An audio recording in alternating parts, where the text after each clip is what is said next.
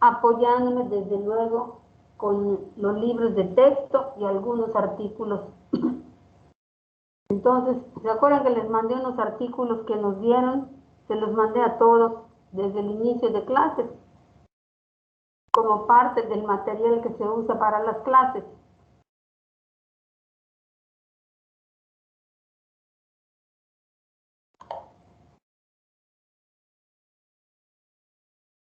¿Se acuerdan?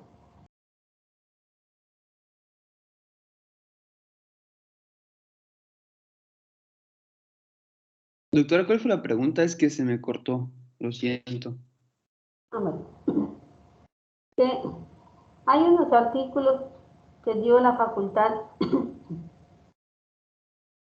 los coordinadores, así como dieron el libro de texto, el Kumate, y otros libros, dieron también creo que 3 o 4 referencias de artículos para que también puedan revisar allá, y se los mandé a ustedes.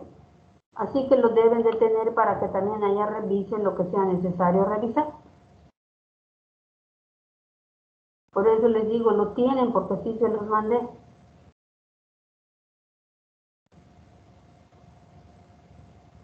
Es de la hoja de planeación, ¿verdad, doctora? ¿Cómo? De la hoja de planeación, lo que usted envió. Sí. Ah, sí lo tenemos. Hasta le tomé la foto y se los mandé. Está en la hoja precisamente de la planeación del curso. Pues también allá pueden revisar. Y también allá, pues voy a tomar datos. Se busca en el internet y se toman datos de ellos. Bueno, vamos a comenzar. Les escuchamos. Ya somos, hasta conmigo, 16. O sea que ya hay 15 alumnos, el doble de los que había hace un momento. ¿Comenzamos, doctora? Sí, por favor. Ok. Gracias. Somos el equipo número 3 y en mi caso yo voy a presentar antimicóticos. Me llamo Ricardo y posteriormente mi compañero Mauricio Peraza va a presentar antiprosuarios. Siguiente, por favor, Mau. Antes de empezar con el qué son los antimicóticos, eso también son llamados medicamentos pues, antifúngicos. Y la definición es que se entiende por toda sustancia que tiene la capacidad de evitar el crecimiento de algunos tipos de hongos o incluso provocar su muerte. Durante la exposición de los antimicóticos se van a dar cuenta que la mayoría o las más importantes mecanismos de acción de los antimicóticos se va a ver involucrado en la pared y la membrana celular de estos hongos. Y es muy interesante porque vamos a darnos cuenta que no solo es este mecanismo, sino hay otros, pero es de los más importantes, ¿no? Gracias a la micosis, que se clasifican en superficiales tópicas y profundas o también sistémicas, podemos dividir en dos grandes grupos a los antimicóticos. Para tratar la enfermedad producida por los hongos, tenemos que buscar la localización de la infección, en este caso las infecciones tópicas o las infecciones sistémicas. Las infecciones tópicas deben ser tratadas con agentes locales o con compuestos administrados por vía sistémica que se concentren en cantidades útiles en el lugar de la infección. Mientras que las infecciones sistémicas, el tratamiento deberá ser general, a menudo muy prolongado y a veces con numerosas reacciones adversas. Si no se me escucha bien, doctora, ¿me puede avisar? Porque a veces se me traba. Sí, sí se escucha, sí se escucha. Bien. Bueno, para empezar a hablar sobre los medicamentos, sobre los fármacos, es importante mencionar sobre las resistencias antifúngicas. ¿A qué podemos llamar resistencia microbiológica?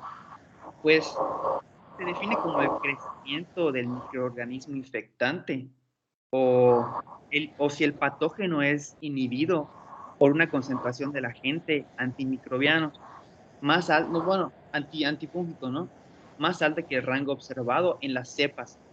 Las cepas es una población de microorganismos de una sola especie que desciende de una única célula. Entonces, teníamos que primero saber qué era la resistencia microbiológica y sobre las cepas. Tenemos aquí los tres tipos de resistencia microbiológica: la resistencia intrínseca, la primaria y la secundaria. La intrínseca es cuando ningún miembro de la especie es sensible a la droga.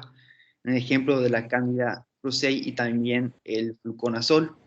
Luego tenemos las resistencias primarias y las resistencias secundarias. En la primaria es cuando la cepa perteneciente a una especie normalmente sensible al antifúngico presenta resistencia natural a este sin haber estado en contacto con el compuesto, por mutaciones que ocurren al azar, por ejemplo, con la Candida albicans y con la 5-fluorocitosina. Luego tenemos a la resistencia secundaria, que pues desde el punto de vista clínico es la más interesante, la más importante, porque ocurre cuando la cepa, cuando una cepa previamente sensible adquiere resistencia al compuesto después de que el hongo ha estado en contacto con él. Por ejemplo, la Candida albicans, la 5-fluorocitosina y también el fluconazol. Entonces tenemos estos tres tipos de resistencia.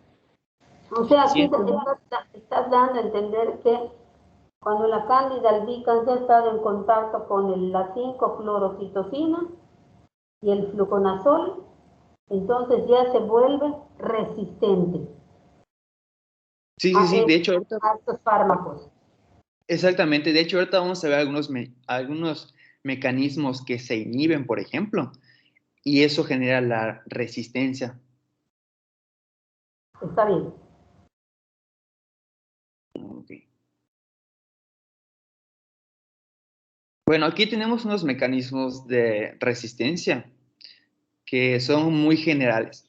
Por ejemplo, tenemos el cambio a cepas más resistentes, el reemplazo con cepas más resistentes de Candida albicans, alteraciones genéticas en las cepas, es decir, resistencia secundaria, la que habíamos mencionado.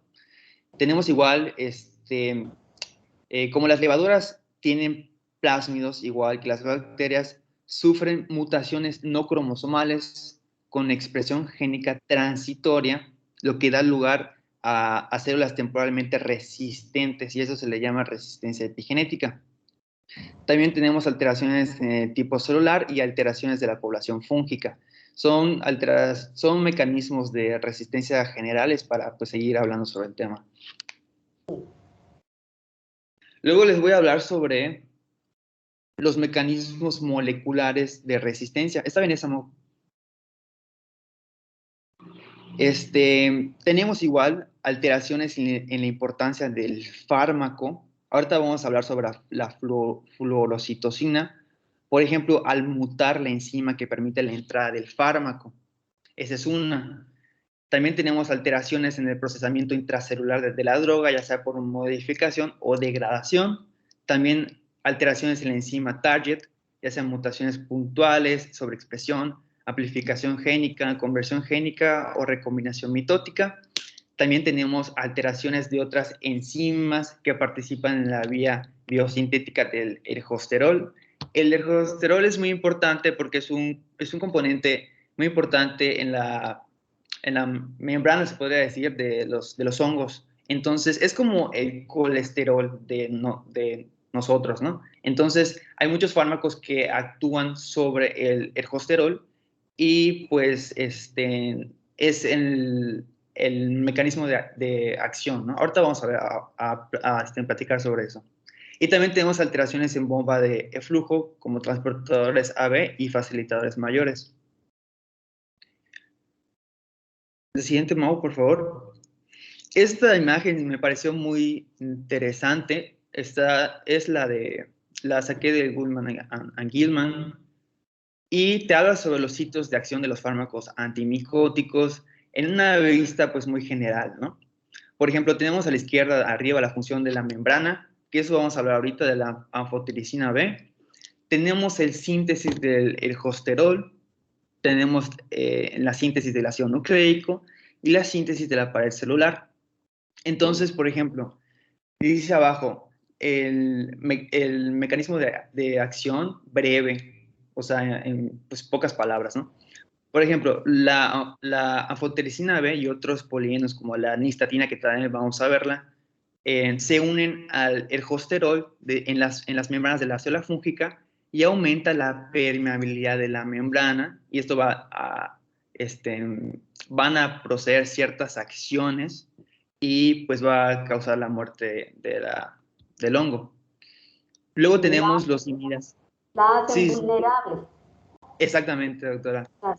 Luego tenemos los imidazoles y los triazoles que inhiben la 14-alfa-esterol desmetilasa e impiden la síntesis de ergosterol y conducen a la acumulación del 14-alfa-metilesterol, que también estos son tóxicos y hace que el hongo pues muera, ¿no? Tiene muerte celular. También tenemos a las alilaminas que inhiben el escaleno epoxidasa e impiden la síntesis del ergosterol, que o sea, ahorita se los voy a explicar, pero para generar ergosterol tenemos que pasar por el escaleno. Entonces, las alilaminas van a inhibir esta parte. Y las equinocandinas inhiben la formación de glucanos en la pared, en la célula fúngica. Y es una vista general, ¿no? Entonces, es como un resumen. Así. Esta anfotericina B se utiliza en una micosis sumamente agresiva, que es la mucormicosis. Sumamente agresiva, entra por vía respiratoria, se aloja en los senos paranasales, es uno de sus lugares preferidos, y causa una destrucción del tejido que puede terminar, uno es, si no se trata a tiempo, pero aún así es mortal, y el otro punto es que a veces el paciente requiere de una cirugía mutilante para poder quitar todos esos tejidos destruidos. Entonces, y esos hongos, el mucor, se encuentra en el suelo, en los jardines, en los patios, en las plantas. Es sumamente agresivo y tiene uno que tener cuidado a las personas que les gusta tener, pues tener sus jardines, sus macetas, sus árboles, y que le ponen abonos y están en la tierra ya, es, es, es peligroso. Entonces, cuando uno hace esos trabajos, por ejemplo, de podar sus matas y recortar sus flores, arreglar todo su jardín y todo, debe siempre uno procurar ponerse pues el cubrebocas, como estamos ahorita, para protegerse de este tipo de hongo y de otros hongos que generalmente viven en lugares donde el tejido está muerto y, y donde hay residuos. Entonces, ese es uno de los ejemplos. Esta mucormicosis es algo terriblemente serio, grave, y le gustan o tiene afinidad por los pacientes con diabetes mellitus. Entonces, con más razón, hay que tener cuidado. Continuamos, vas muy bien, está sencillo como lo estás explicando y está muy claro. No sé cómo lo piensen tus compañeros, pero lo escucho sencillo y claro. Muchas gracias, doctora. De hecho, no me metí tanto en, por ejemplo, no sé, en tiempo de vida del fármaco o algo así, porque pues eso ya lo vimos en farmacología, ¿no? Si no es más entender cómo funciona. Claro, creo que tuvieron ustedes, alguien hoy que lo mencione, no de su grupo de ustedes, unos doctores, ustedes ya vieron farmacología, Sí, doctora. lo vieron unido a qué, porque ahora sé que están unidas integradas, ¿no? Así le llaman, las materias.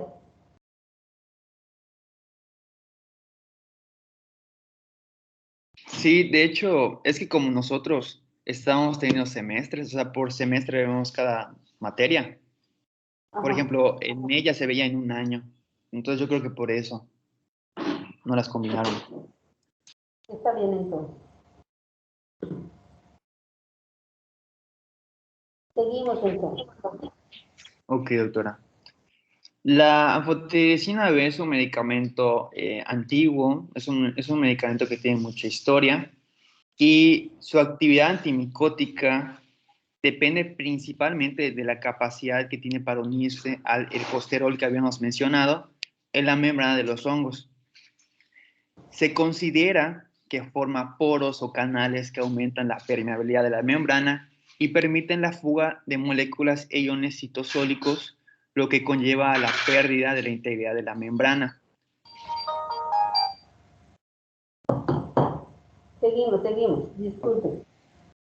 El Goodman and Gilman dice que el mecanismo de acción es la unión a esteroles de la membrana citoplasmática del hongo, determinando alteraciones de la permeabilidad con pérdida de contenido citoplasmático y la muerte celular, el efecto fungicida.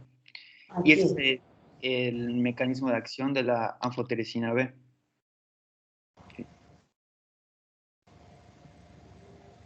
Siguiente, Mau. Ahora, hay algo muy interesante que hay que mencionar y es la toxicidad de la anfotericina B. Así es. Exactamente. Tiene una nefrotoxicidad que es el principal inconveniente de este fármaco y se atribuye a la utilización de desoxicolato sódico y fosfato sódico como excipiente. Entonces, para reducir estos efectos tóxicos, lo que se hizo es desarrollar nuevas formas farmacéuticas con la misma eficacia. Y tenemos pues a tres en sí.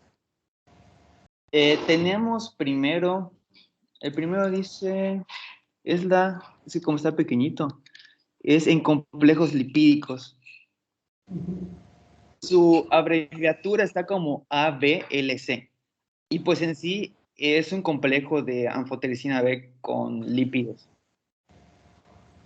Luego tenemos a la anfotericina B en dispersión coloidal. La anfotericina B en dispersión coloidal está abreviada como ABCD y contiene cantidades aproximadamente equimolares de anfotericina B y colesterol sulfato formuladas para inyección. Y al igual que la anfotericina normal, la usual, esta con dispersión coloidal forma una solución coloidal cuando se dispersa en solución acuosa. Eso le da su nombre de dispersión coloidal. Luego tenemos a la anfotericina B liposómica, que esta está como LAMB. Y es una pequeña formulación de microvesícula unilaminar de anfotericina B. El fármaco se formula con un polvo liofilizado, el cual se reconstituye con agua estéril para las inyecciones. ¿Ok? Entonces, esa es la parte de la toxicidad. Tenemos aquí la actividad antimicótica, que lo importante a recalcar es que tiene una actividad limitada contra las especies del género de protozoarios Leishmania y Naegleria fowleri, y el fármaco no tiene ninguna actividad antibacteriana. Esas son las actividades clínicas útiles contra estas enfermedades, contra estas especies, perdón. Son bastantes. Son bastantes. Sí. Coccidioides, Paracoccidioides brasiliensis, Aspergillus. Al Aspergillus, a ese hongo, le gusta estar alojado en cavidades. Entonces, si un paciente tuvo tuberculosis años atrás, tuvo cavitación en el pulmón, cavernas como se llaman, causadas por el bacilo de Koch, o sea, el bacilo de la tuberculosis. Esa caverna se fibrosa porque es una cicatrización, pero como se destruyó allá un pedazo de parénquima, queda una caverna. Lo dice su nombre como debe de ser y en realidad así es. Entonces, al Aspergillus le gustan esas cavernas. Y entonces hemos visto pacientes que vienen con fiebre, con malestar, han perdido peso, tienen un poco de tos seca. Y entonces pues los empiezan a revisar, antecedentes, tuberculosis antigua, ya curada, son negativos, se les hace de todas maneras sus estudios, son negativos, y como parte de todo, como ha tenido una patología pulmonar años atrás, o aunque no la hubiera tenido, si tiene fiebre, pues una de las cosas que se investigan es el tórax, clínica y radiológicamente. Entonces se le toma una radiografía de tórax para ver cómo está, y se ve que el paciente tiene datos de fibrosis, tiene líneas fibróticas en un pulmón, se ve una caverna, y en la caverna se ve algo de aspecto denso, o sea, blanco, poco blanco, que está allá. Entonces, desde que lo ven los doctores, los radiólogos te dicen, este debe ser un aspergiloma. O sea, el aspergillus, el paciente tuvo contacto con aspergillus. Ya sabemos que están, como les dije, donde están las matas, donde está el heno, donde están las hierbas, donde está el monte, donde están casas viejas que empiezan a tirar, lugares así, y tuvo contacto, se encontró con él, lo respiró y entró, y entonces encontró allá una caverna, y ella se metió y ella ha proliferado y está allá. Entonces hay que darle tratamiento para el aspergiloma. Entonces, para que vean cómo con una enfermedad previa de años atrás, que incluso curó, pues la cicatriz que deja, o la caverna que deja, o las cicatrices que dejan, por ejemplo, pues dan un lugar adecuado para que otro tipo de microorganismo pueda encontrar un hábitat allá y dañar al paciente, y ya tiene otra enfermedad pulmonar, todo lo que en esta ocasión por hongos. Primero fue por un bacilo, y ahora es por un hongo. Y ese es el aspergillus. Seguimos.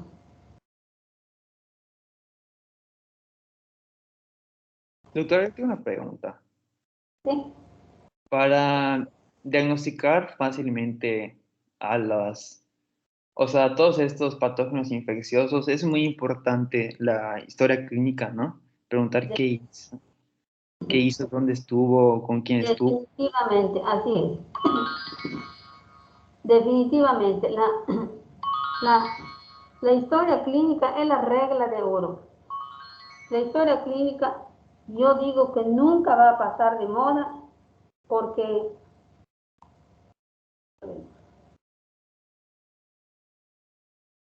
nunca va a pasar de moda. Como vemos en las películas de gringos, o como hacen en los Estados Unidos o países de primer mundo, el paciente llega, dice lo que tiene, tengo esto, vine por esto, o ven la herida, o ven que tiene un rayo, ven esto, y enseguida piden una batería de análisis, y piden radiografías, ultrasonido, resonancia. Bueno, ellos tienen un gran avance en lo que se refiere a tecnología. La tecnología médica, que es una maravilla, porque es una maravilla poder ver a través del cuerpo humano con esos estudios, no puede suplantar el antecedente. Y les voy a poner un ejemplo. Una señora casada con hijos, de vida sana, no alcohol, más que ocasionalmente toma 1 o 2 cervezas en alguna reunión, no fumadora, una sola pareja sexual, tiene 4 hijos, es ama de casa, allí en su casa trabaja sin parar todo el día como toda ama de casa. Es una mujer sana, tiene 45, 50 años. Empieza un día con tos seca, malestar general, siente el cuerpo así como dicen, el vulgo, como decimos hasta nosotros en las casas, cortado, siente malestar, le duelen un poquito los músculos, las articulaciones, y empieza con febrícula primero, y a los 4 días la tos, que al principio era seca, se vuelve productiva. Empieza con expectoración, la tos ya es más frecuente, vienen a veces accesos, a veces no, pero es más frecuente, y ya tiene expectoración. y ve que su expectoración inicialmente fue blanca y en cuestión de unas 12, 14 horas en la noche, por ejemplo, empieza a ser amarilla y al día siguiente es amarillo verdoso. Ya tiene 38,5 de temperatura, se siente más mal, se siente cansada, le duele un poco un costado y va a consultar con el doctor. Entonces, el doctor le hace su historia clínica y la señora dice que tiene como 50 años, vamos a poner, es casada, hace su ficha de identificación. Motivo de consulta, fiebre y tos productiva. Y entonces tienen todos sus antecedentes, luego le exploran y cuando le exploran a nivel de tórax, tiene a la inspección, se mueve menos su hemitórax derecho, pero puede moverse normal, solamente que cuando le dice el doctor respire hondo, doña Rosa, por favor, cuando respira hondo siente un dolorcito en el costado derecho. Duele un poquito, doctor. Si respiro hondo, duele un poquito. Y entonces es a la inspección. A la palpación, el doctor siente que sus vibraciones vocales que se hacen con la mano, con la palma de la mano, están aumentadas en la base de su pulmón derecho. Sí, sí me estoy dando a entender.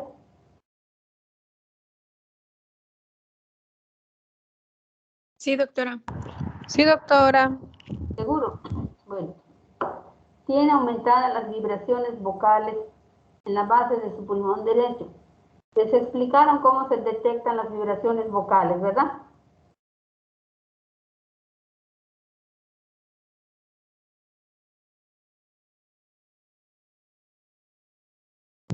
Es cuando se le dan como que golpecitos en la espalda mientras el paciente repite una palabra, ¿verdad?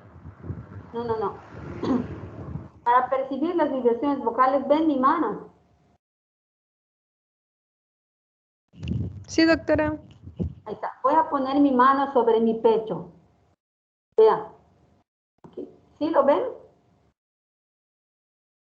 Doctora, es lo de las ¿Sí lo ven? ¿Sí ven mi mano sobre mi pecho? Sí, doctora. Sí, sí se ve. Sí, Entonces, doctora. le dicen al paciente que diga 1 o que diga 33.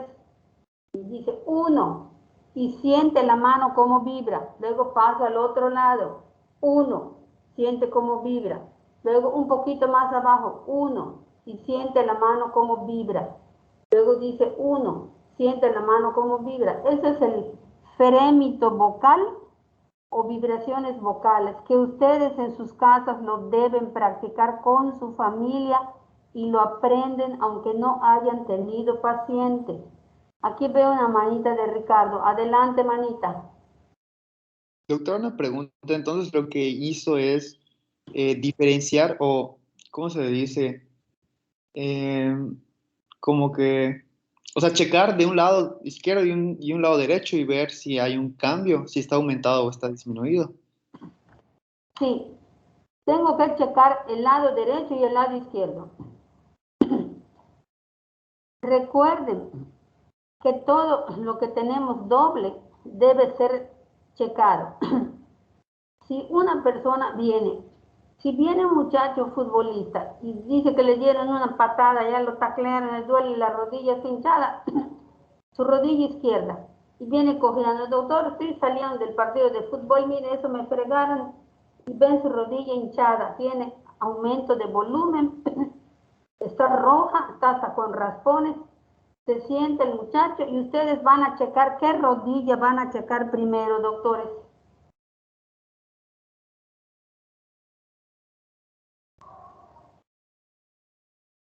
La rodilla sana. La rodilla sana tienen que checar primero, porque tienen que conocer lo normal para que luego lo diferencien de lo anormal. ¿Estamos bien? Sí, doctora. Si me duele el oído derecho. Sí, doctora. Está bien. Si tengo un catarro y luego comencé con oído derecho adolorido, pero me duele, me fastidia, voy con el otorrino, me explora la garganta, ve mi faringe, mis amígdalas y luego explora mis oídos. El derecho es el que me duele. Él va a explorar primero el oído izquierdo, porque el izquierdo no para nada, se supone que está normal. Entonces tiene que checar el normal primero para poder diferenciar con el otro que me duele, a ver qué hallazgos va a encontrar él. Si tiene secreción, si tiene pus, si está bombado el tímpano, todo eso, si tiene pus allá, si está bombado el tímpano, pero ya vio primero un oído normal y luego checa el anormal. Por eso, todo lo que sea doble hay que explorar. Las glándulas mamarias en la mujer. Tiene un dolor en una glándula mamaria o un pequeño nódulo, hay que checar la glándula mamaria sana y después la glándula mamaria enferma. Y ya de primero la vemos de frente, así sin la ropa, para ir checando con la visión cómo se ven las dos glándulas mamarias. Si es un varón que tiene un nódulo en una tetilla o en la areola, lo mismo. Lo ponemos de frente y vamos observando las dos tetillas cómo están, si están presentes, si están completas, si están simétricas, si tienen el mismo color, el mismo tamaño, si hay algo en alguna y donde le duele o donde dice la molestia. Bueno, primero me voy a la normal y luego me voy a la normal. Testículos. Me duele mucho el testículo izquierdo. Me patearon allá o me lastimé o no sé, amanecí con dolor. Tengo que checar primero el testículo que no le duele, para que yo sienta su tamaño, yo sienta su consistencia, yo sienta si tiene alguna cosa añadida allá, si no tiene aumento de volumen la bolsa escrotal, y luego me voy al testículo que está enfermo, para palparlo, sentir su tamaño, su consistencia, si no tiene algo añadido allá, alguna masa pequeña o mediana añadida allá, y el tamaño de la bolsa escrotal, ¿qué tal que está grande el tamaño de la bolsa escrotal y lo que hay es líquido? ¿Qué tal si tiene un hidrocele? Entonces, todo lo que tenemos doble, lo tenemos que valorar así. Primero el sano y luego el enfermo. A la muchachita, la niña de 16 años que tiene trastornos menstruales, ya la valoró el ginecólogo, ya la vio. Es una niña que es núbil, o sea, virgen, no ha tenido relaciones sexuales, pues no le hace tacto vaginal, a menos que sea sumamente necesario. Le pide un ultrasonido para valorar ovarios. Entonces, el radiólogo primero revisa el ovario sano y luego pasa con el transductor al ovario enfermo, donde refiere el dolor, por ejemplo. ¿Sí me expliqué? Sí, doctora. Bueno, entonces, yo tengo que poner mi mano sobre mi tórax. ¿Sí se ve? ¿Sí se ve? Sí. Ahí está. Pongo mi mano aquí. Diga 1, 1. Se siente la vibración. 1, 1, 1. Debajo del pecho. 1, 1. Y luego aquí 1, 1. Y eso es que comencé desde arriba, desde aquí, debajo de la clavícula. 1, 1. Y con la misma mano. Yo uso la derecha porque soy diestra y es la mano más sensible. Si alguno es zurdo, usa la izquierda porque es la mano más sensible. Y luego paso al tórax posterior, también en la fosa supraclavicular y en la cara posterior, laterales y posterior del tórax. Entonces, donde encuentra el doctor que las vibraciones vocales o frémito vocal, que es lo mismo, están aumentadas en la base del pulmón derecho, que es donde dice la señora doña Rosa que cuando respira profundo le duele un poquito. Entonces, tiene fiebre, tiene tos, tiene expectoración mucopurulenta porque es de amarilla, ya está infectada. Tiene dolor en el costado derecho. A la inspección, el tórax, ambos hemitórax se mueven bien, o puede ser que mueva un poquito menos, haya hipomotilidad del pulmón derecho, puede ser. A la palpación, las vibraciones vocales están aumentadas. A la percusión, vean mi pecho y vean mis manos. Esta es la percusión. Oyen el sonido.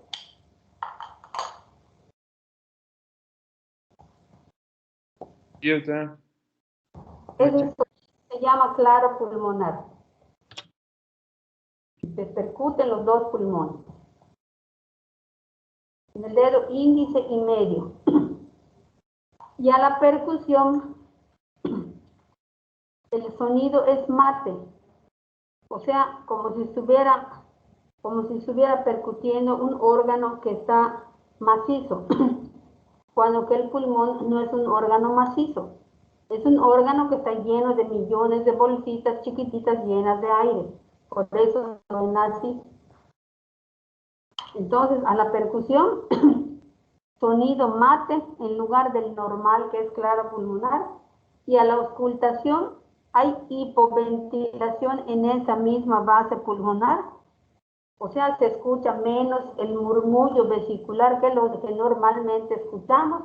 Todo eso lo deben practicar en sus casas con su familia. Y además escucha estertores.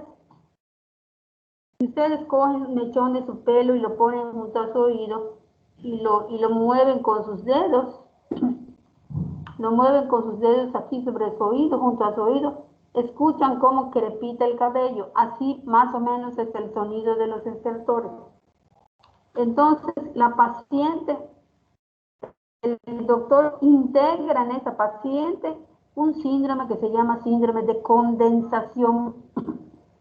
Es un trozo de pulmón que está inflamado y que dentro de los alvéolos tiene líquido, tiene sangre, tiene leucocitos, tiene fibrina, tiene eritrocitos, tiene pus. Entonces, por eso tiene la fiebre, la tos, la expectoración mucopurulenta, tiene dolor articular, muscular, decaimiento, y por eso tiene hipoventilación en el pulmón derecho, tiene aumento de vibraciones vocales, tiene matidez a la percusión y hipoventilación basal derecha con los estertores crepitantes. Entonces el doctor integra, uno, lo que ya le dijo la señora en historia clínica. Dos, lo que ya encontró a la exploración física. Tres, le toman una radiografía de tórax y en la base del pulmón derecho ven una opacidad blanca, cuando que en pulmón no debe haber opacidades. Entonces dice el doctor, tiene estos antecedentes, dice su padecimiento actual, tiene un síndrome de condensación clínicamente, radiológicamente tiene una opacidad en la base pulmonar derecha. Entonces, la paciente tiene una neumonía, pero la neumonía está adquirida en la comunidad. ¿Por qué en la comunidad?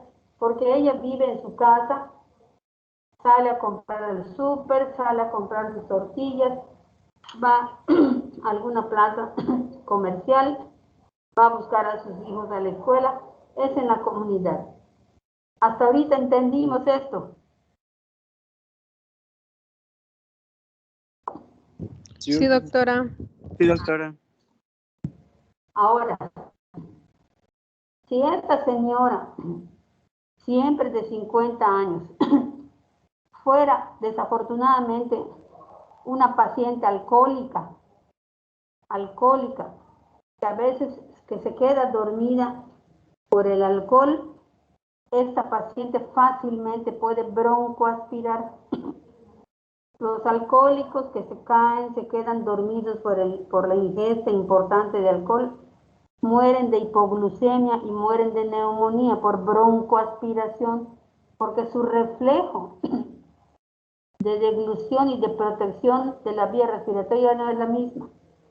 Entonces, si la señora doña Rosa, que vive en su casa tranquilamente, con toda higiene, hizo una neumonía de la comunidad, adquirida en la comunidad, generalmente el que lo causa es el neumococo, creo que ustedes ya lo estudiaron, es el neumococo.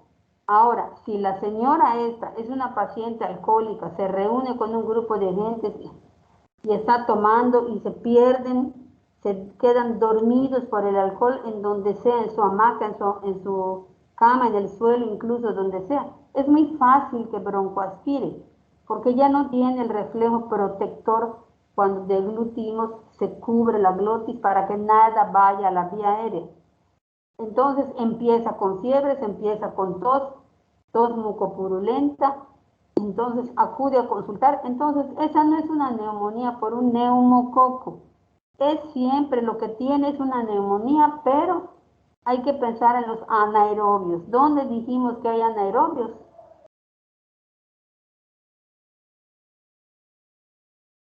En la dentadura, en la boca.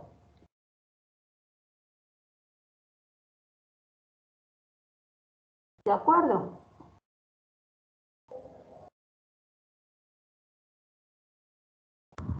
Sí, doctora. Entonces, siempre tiene una neumonía, pero por anaerobios. La otra señora, una neumonía también, pero por el neumococo, esa neumonía adquirida en la comunidad.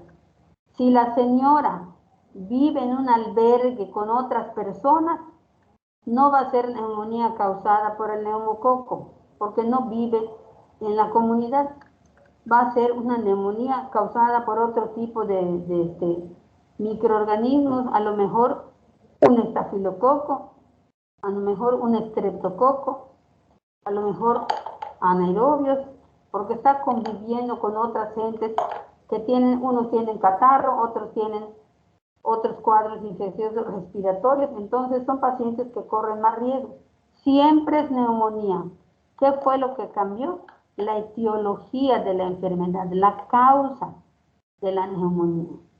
Y si la paciente vive en el reclusorio, más bien esto es en varones porque son más los que, pues los que caen en la enfermedad del alcoholismo, se quedan en la calle o están en la cárcel, pues allá también cambia el microorganismo, porque están hacinados, están entre hombres, allá ocurren muchas cosas, y entonces es una neumonía ocasionada por diversos agentes, y puede ser que haga una neumonía incluso que ocasione absceso pulmonar. Entonces, vean cómo una misma enfermedad puede cambiar en pacientes de la misma edad, pero que viven en distintos contextos. Y esa persona, esa misma persona que sea sana, como la primera que dijimos, puede tener su vivero o puede salir a su patio a barrer donde tiene árboles, está barriendo en la tierra, está sembrando matas y todo, y de repente empieza con una infección respiratoria, a lo mejor respiró allá el aspergillus o bien el mucor para su mala suerte porque es diabética, y entonces ya tiene un problema serio y grave con otro tipo de microorganismo. ¿Será que me di a entender o les revolví?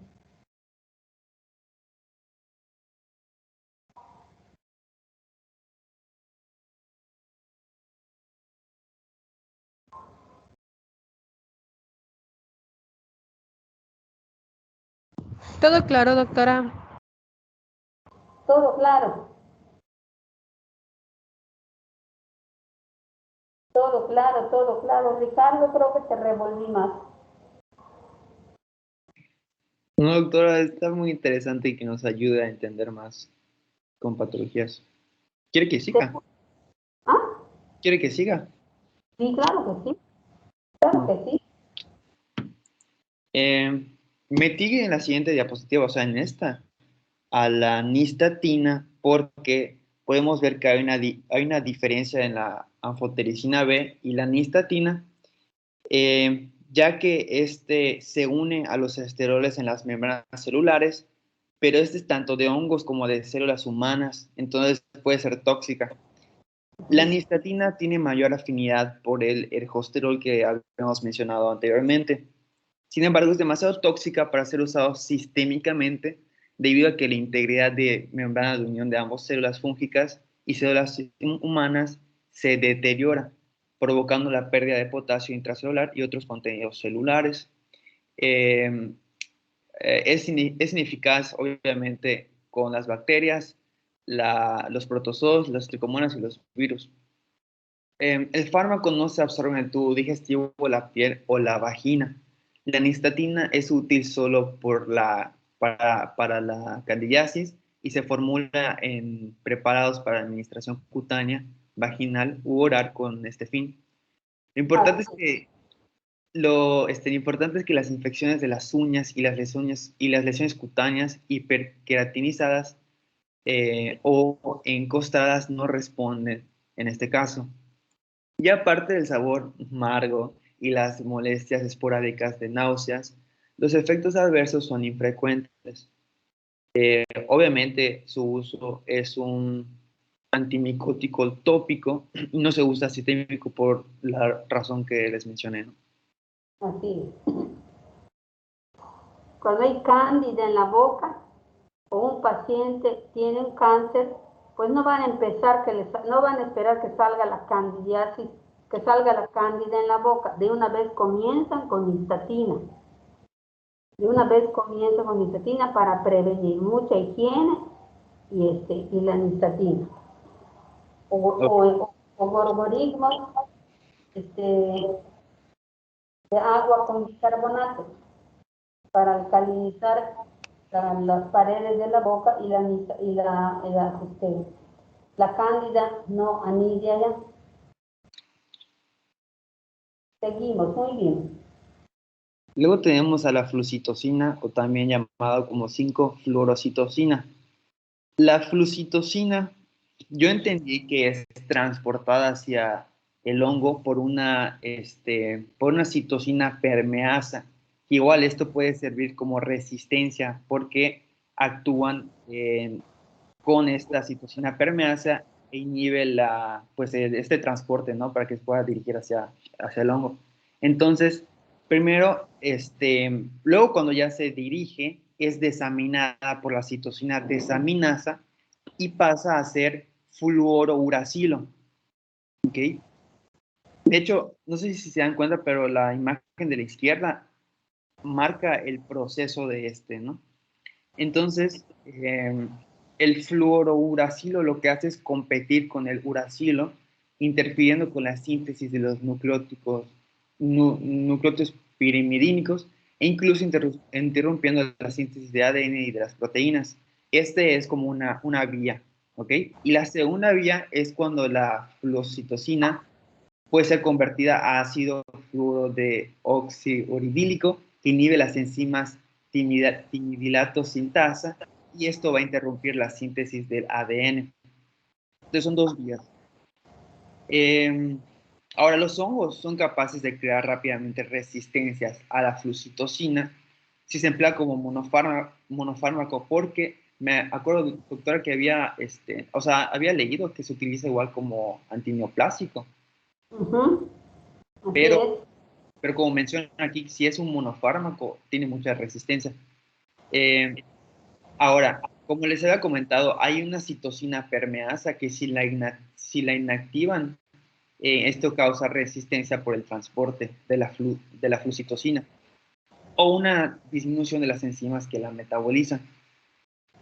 Como dice aquí, los hongos usualmente sensibles a la flucitocina son la cándida y la Cryptococcus neoformans. Abajo a la izquierda tenemos la actividad antimicótica, lo que les había mencionado aquí de los hongos sensibles. La primera es el Cryptococcus neoformans en la imagen. y la de abajito es la cándida. Ahora, la resistencia micótica de lo que dice el Goodman and Gilman es que además de esto, se puede inhibir la citosina desaminasa, además de la citosina permeasa, que es la que la transporta, o también las enzimas que hacen que conviertan, por ejemplo, 5-FU a 5-FUMP, ¿no? Y es lo que menciono. Los efectos secundarios de la flucitosina es que pueden deprimir la médula ósea y originar leucopenia. Y otros efectos secundarios son exantema, náuseas, vómitos, diarrea y enterocolitis grave. Esta es la flucitosina.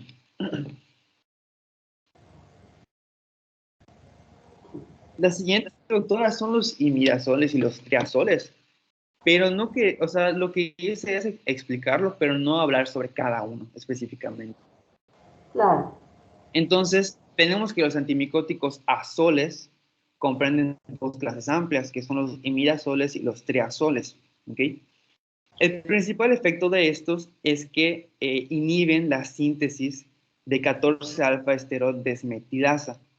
Y esto consigue alterar la biosíntesis de ergosterol para la membrana citoplásmica y desencadena la acumulación de 14-alfa metilesteroles. Estos metilesteroles pueden romper el empaquetamiento estrecho de las cadenas de ácido de los fosfolípidos, alterando las funciones de determinados sistemas enzimáticos vinculados a la membrana e inhibiendo de esta manera el desarrollo de los hongos.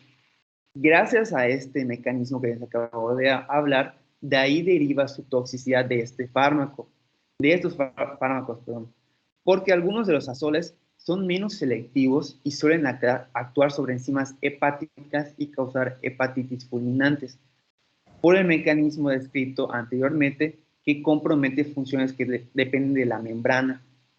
¿Ok?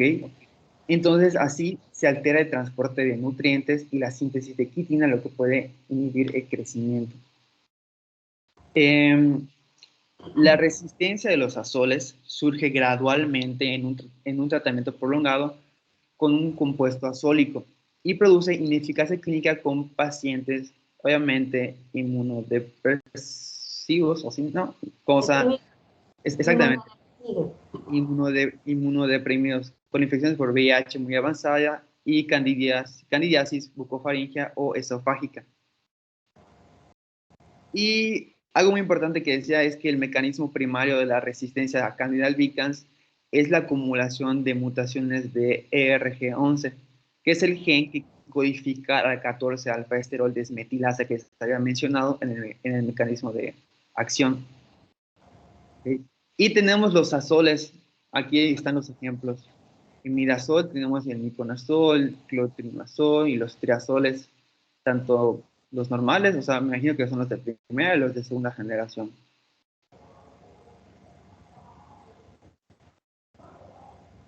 Luego tenemos a las alilaminas, que es lo que les estaba comentando sobre el escualeno, el lanosterol y el ergosterol.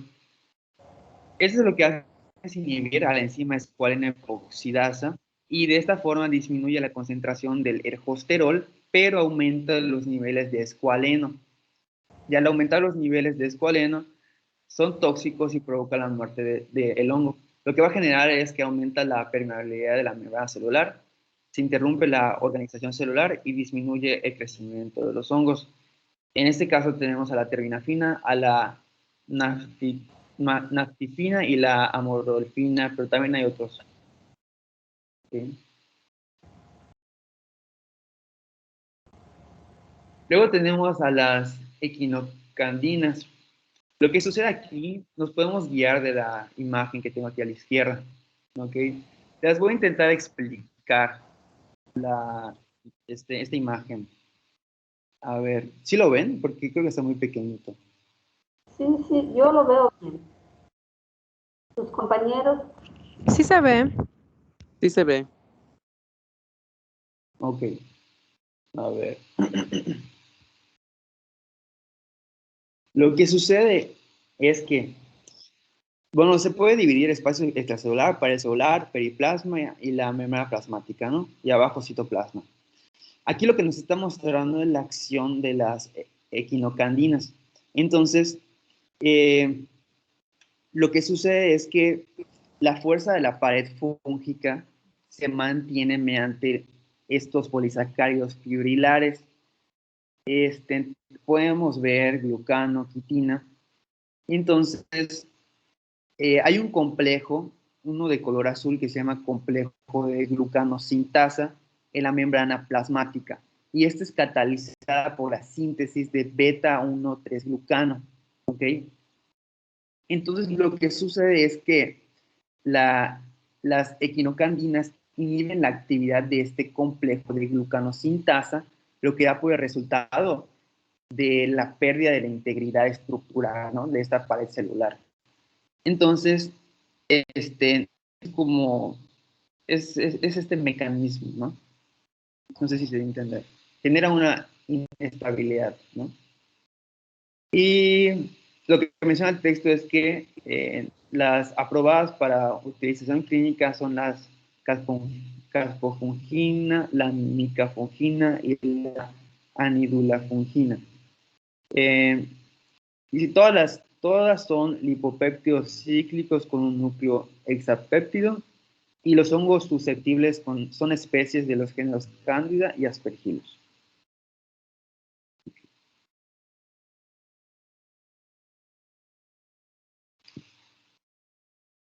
Siguiente, Mau, por favor.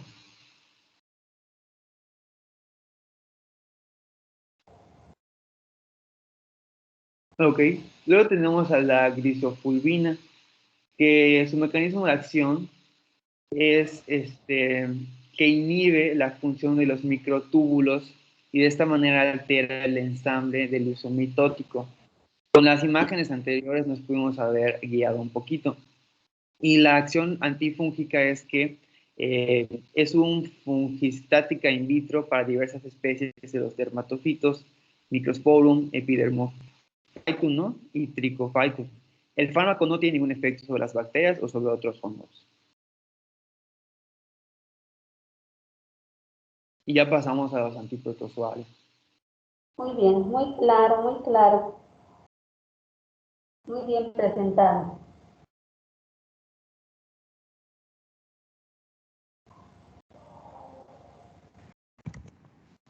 Doctora, ¿Qué pasó? ¿me escucha? Sí, ¿no? Ok, perfecto. Bueno, yo soy Mauricio Peraza, voy a presentar lo que es el apartado de los antiprotozoarios, ¿no?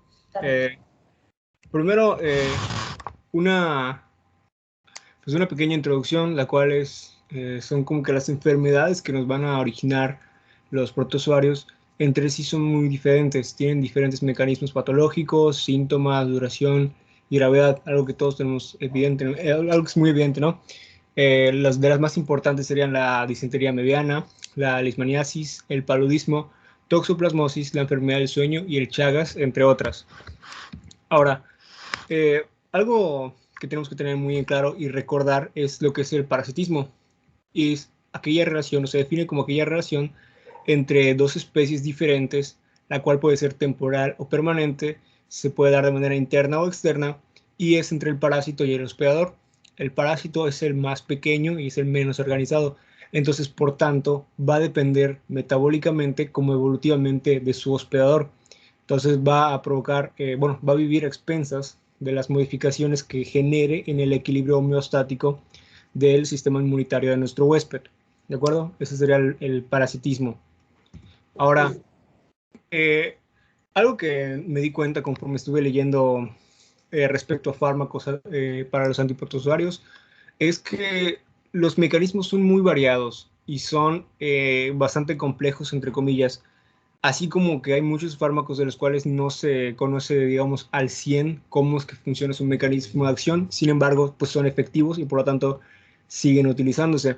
Es por eso que puse en esta diapositiva que la complejidad en el tratamiento mayormente es porque esos parásitos son microorganismos que son eucariotas. Entonces, los vuelve más similares a su hospedador que aquellos patógenos que son bacterianos procariotas, ¿no? Y que pues tienen algún tratamiento que resulta ser más efectivo.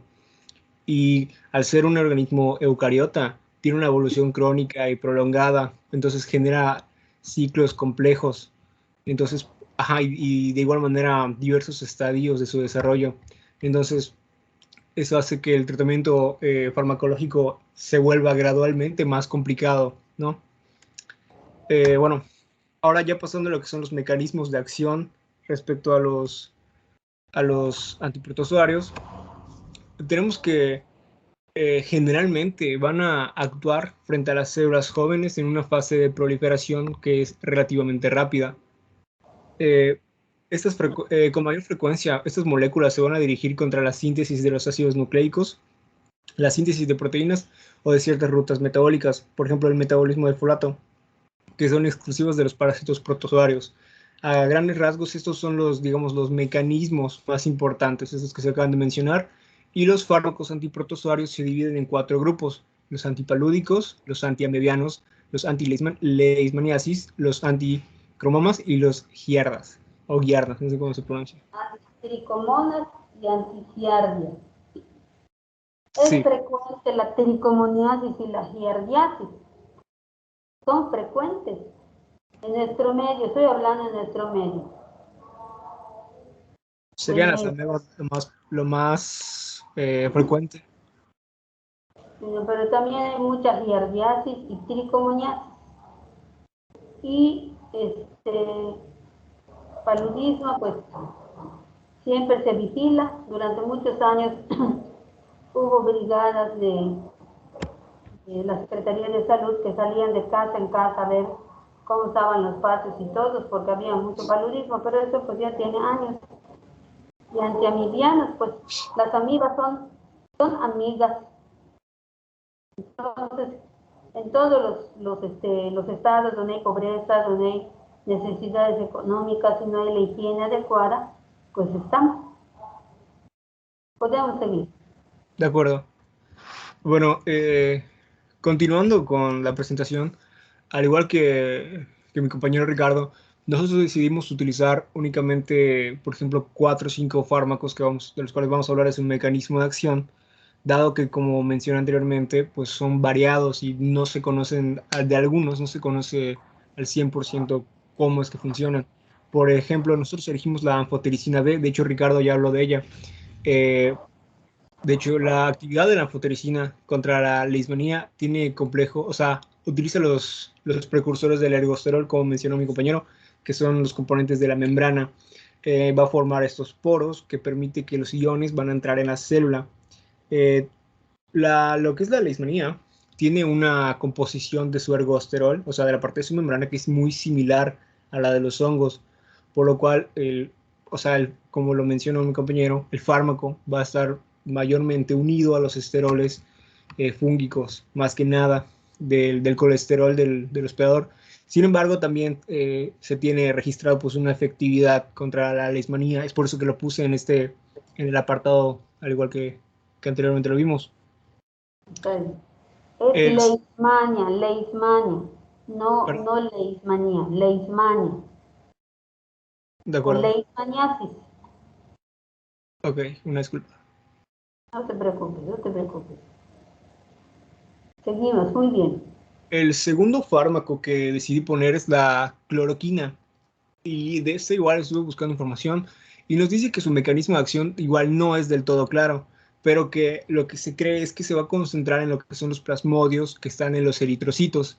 Entonces se va a acumular en las vacuolas digestivas del parásito, lo cual hace que se aumente el pH y acelera el metabolismo de los fosfolípidos. Eventualmente termina causando la destrucción de aquellos eritrocitos y por lo tanto va a morir el parásito. Acá hay una fotillo que puse de unos comprimidos, ¿no?, de la cloroquina.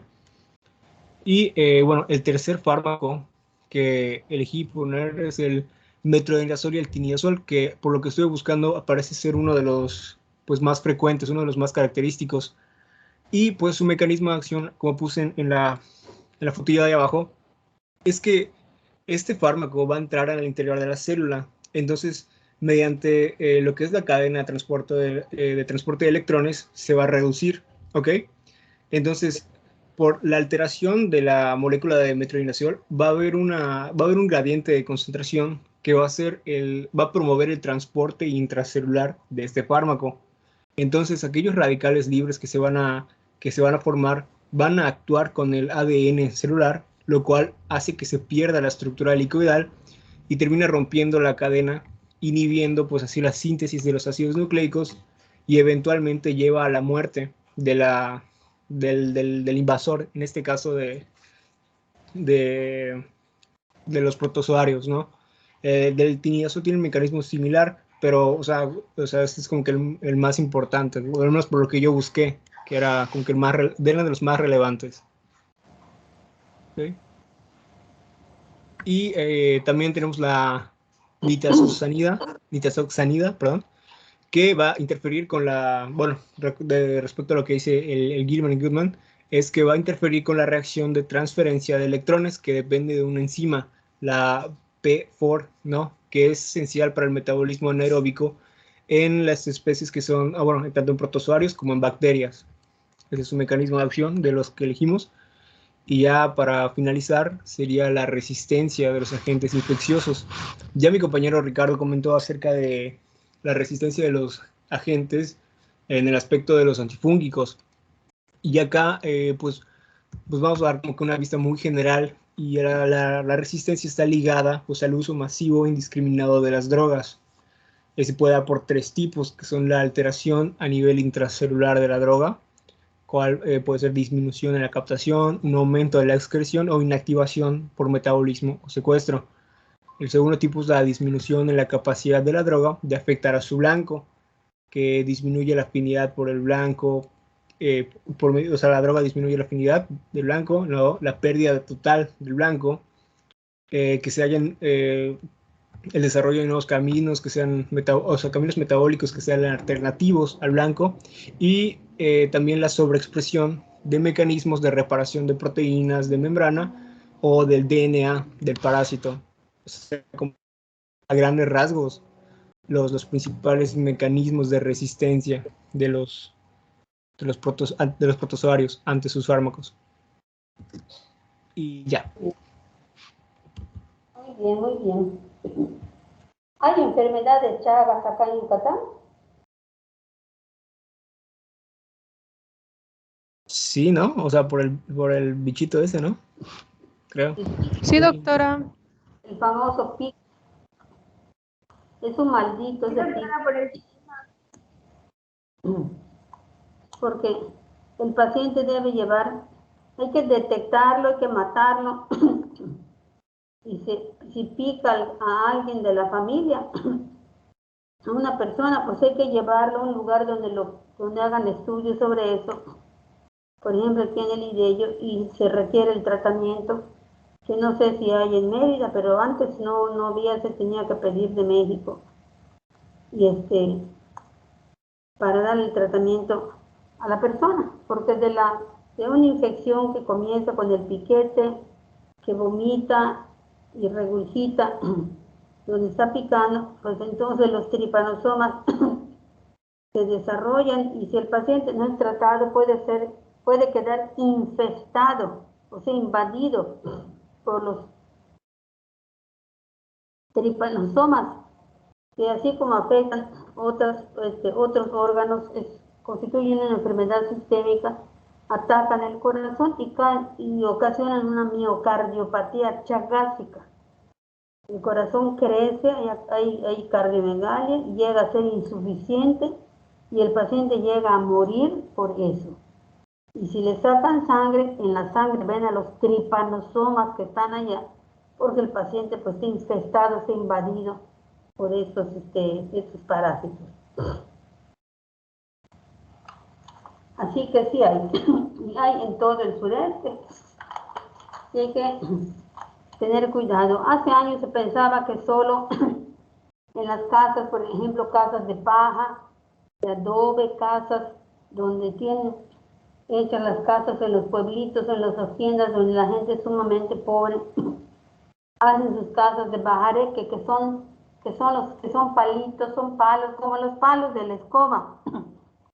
Los hacen así, los van poniendo vertical, vertical, vertical, así en fila, y los tienen amarrados pues con sogas, tiras que bien cortan de los árboles, pero pues no quedan unidos entre sí, entonces el bicho se pega ya o entra y los pica. Y también en casos que no tienen el revoco o que están hechas de barro, pues entonces muy bien se pueden pegar allá y están, y cuando salga la víctima, pues entonces le pican a uno y empieza el problema que puede pasar inadvertido o hasta que la persona ya está en una etapa casi terminal o terminal de la enfermedad. Y entonces, pero ya se vio que no. Hay incluso en casas donde el revoco de la puerta de la casa, todo lo que es el exterior de la casa está bien hecho, y sin embargo el PIC está por allá, está andando, y es peligroso. Es peligroso porque por todo lo que ocasiona. Así que sí hay amibiasis, giardiasis. La giardiasis, a la giardia le gusta estar en el duodeno. Entonces, causa un dolor que simula una gastritis.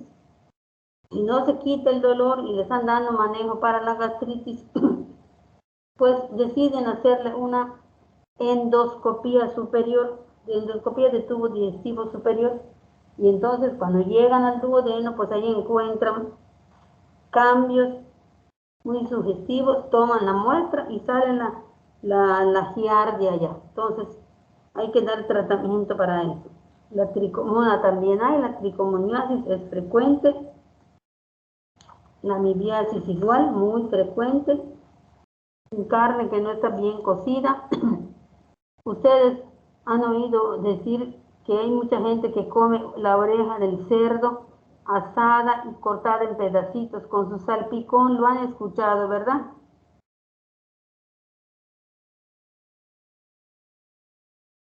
Yo la verdad no, doctora. ¿No? ¿Alguien lo ha escuchado? Yo tampoco, doctora. Bueno, en las cantinas, donde le dan a los varones que van a las cantinas, que saben ustedes que dan las 9 y 10 de la noche. Sí. Sí, les he escuchado historias de pues, mis abuelos y así, que pues era algo que les gustaba comer. ¿Les gustaba comerlo? A mis abuelos, ¿Les gustaba comer las orejitas? sí, También a mí, pero que estén bien lavadas, rasuradas y muy limpias, y entonces se ponen a cocer. A cocer bien tarda, pero se cuecen bien. Uno lo prepara en su casa con todo limpio. Pero si ustedes piden, escúchenlo bien, ustedes en un lugar piden comer chuletas así especiales o el lomo así frito, como bistec, como es carne suave, y les traen, de cuando les traigan su carne, sus chuletas, sus cortes de carne, les traen ensaladas de tomate, de cebolla, de ajo, de otras hierbas, lechuga, diferentes hierbas, cilantro. ¿En dónde creen ustedes que está el peligro de esas comidas? Ustedes pidieron que la carne esté bien cocida, aunque tarde.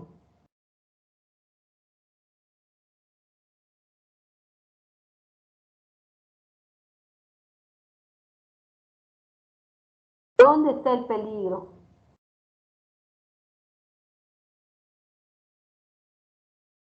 O los panuchos que les ponen un pedazo de lechuga. O les ponen... ¿Ah? Te escucho, te escucho. ¿Cómo está? que no se desinfecten los vegetales. Claro. Allá está el peligro. en la cebolla, el tomate, todo lo que es hoja, todo lo que está verde, el cilantro, la lechuga. En todo eso está el peligro porque no lo desinfectan. Lo enjuagan en el agua que sale del tubo. Pues las bacterias, los parásitos están muy felices y hasta se bañaron. Entonces allá está la amiba, allá puede estar la giardia, y entonces después les da una amibiasis aguda, una amibiasis disentérica aguda, una disentería amibiana aguda, con evacuaciones líquidas, con moco y sangre. Y el problema estuvo en lo que comieron, o en esas orejitas que no cuecen bien, las medio cuecen. Luego las cortan en pedacitos y lo hacen con esas ensaladas, como les dije, y les exprimen la naranja. Y la naranja, ¿creen ustedes que las lavaron con agua y jabón o el detergente muy bien lavadas? Las recogen del suelo y en el suelo hay de todo, no lo quiero ni mencionar. Y las pelan, o a lo mejor ni las pelan, las cortan y lo exprimen. Y todo el caldo se va con un mundo de bacterias, un mundo de hongos, un mundo de todo. Y así lo come la gente y luego al rato, horas después, tienen dolor abdominal agudo, tienen dolor abdominal de tipo cólico, otros tienen diarrea y otros tienen disentería. Entonces ese es el peligro. Ninguna cosa verde se debe comer en la calle porque no saben qué puede suceder, cómo pueden estar, incluso en los mejores restaurantes. No vayan a pensar que porque está muy elegante y caro les garantizan al 100% la higiene o la esterilización de lo que van a comer. No, no lo piensan así porque no es así. Bueno, mañana, no sé, probablemente hoy nos avisen.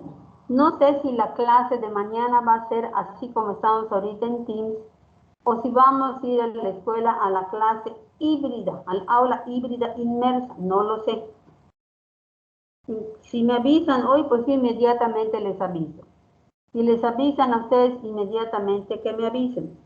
Si no me avisan a mí ni a nadie, pues nos vemos aquí a través de Teams, ¿de acuerdo? Pero mañana, que es martes 21 de septiembre, vamos a ver faringoamigdalitis bacteriana, faringoamigdalitis viral, y a la otra vez vimos el diagnóstico diferencial. Entonces hay que volver a repetirlo. Vamos a ver el tratamiento de cada una y vamos a ver escarlatina, que también está ocasionada por una bacteria y que es una enfermedad bastante seria. De la lista que me dio Osmar, muy amable, yo había hecho una lista en mi libreta para tratar de ordenar esto, que la verdad está desordenado. Le agradezco que me lo haya enviado, me dio unas ideas y entonces pues vamos a hacerlo así. Entonces, mañana martes, faringoamigdalitis bacteriana y viral y escarlatina. De la bacteriana y viral, de todas vamos a ver el tratamiento, tal medicamento y dosis tal. Y hay que hacer muy bien el diagnóstico diferencial de faringoamigdalitis bacteriana y viral. Recuerden que la historia clínica es sumamente útil para eso. Y ver qué es la escarlatina. Es una enfermedad seria, hay que verla bien. El miércoles 22 vemos otitis media aguda, vemos sinusitis, y vemos tosferina.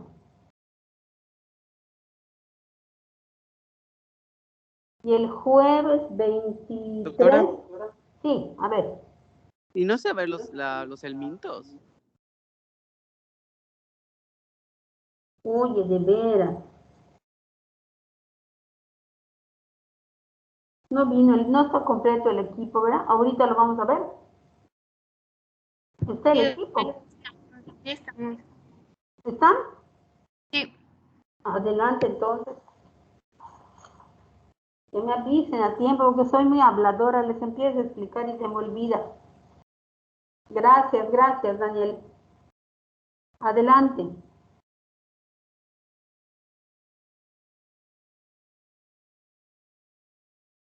Antihelmínticos.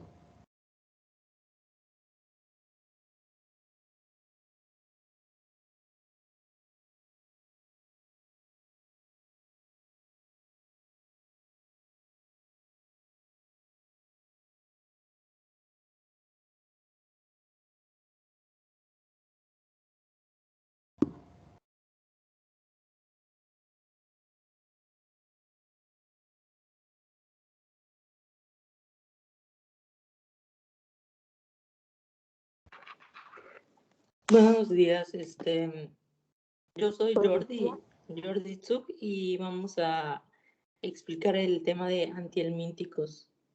Muy bien, Jordi. Bienvenido, buenos días. Buenos días, doctora. Siguiente, por favor.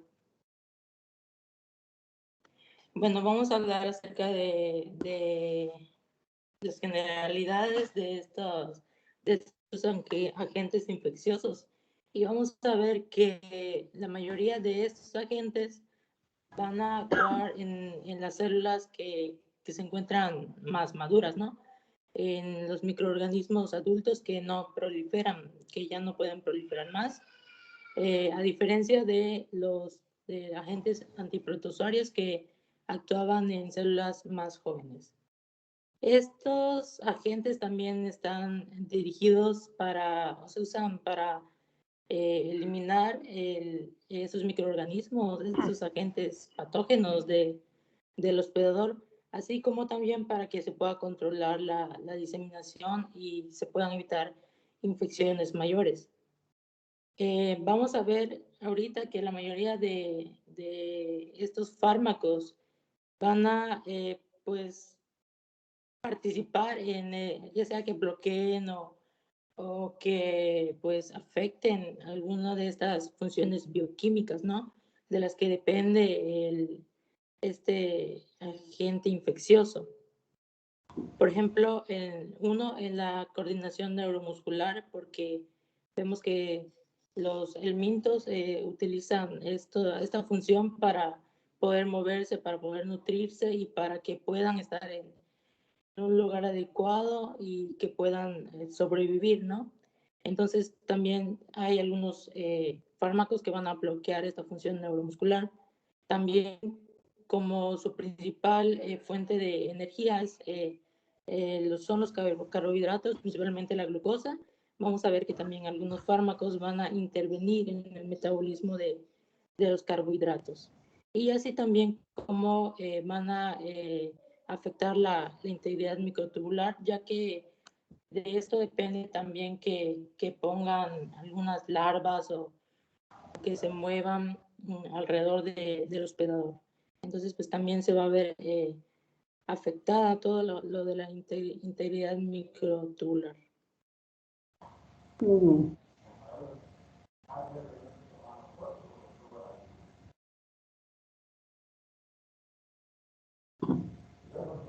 Bueno, hoy vamos a ver los fármacos contra los nemátodos. Recordemos que los nemátodos pertenecen al filo de los nematelmintos y son gusanos redondos que poseen un sistema digestivo completo y causan infecciones intestinales en la sangre y los tejidos.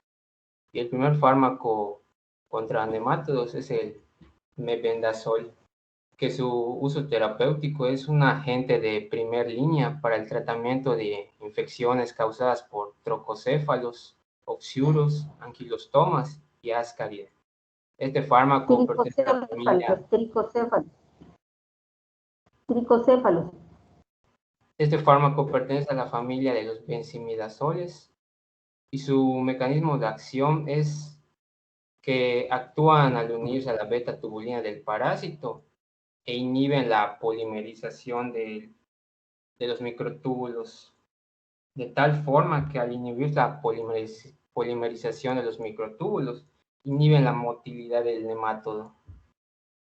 Entre los efectos adversos de este fármaco está el dolor abdominal y la diarrea. Y sus contraindicaciones está que no se debe usar en el embarazo, durante el embarazo. Siguiente.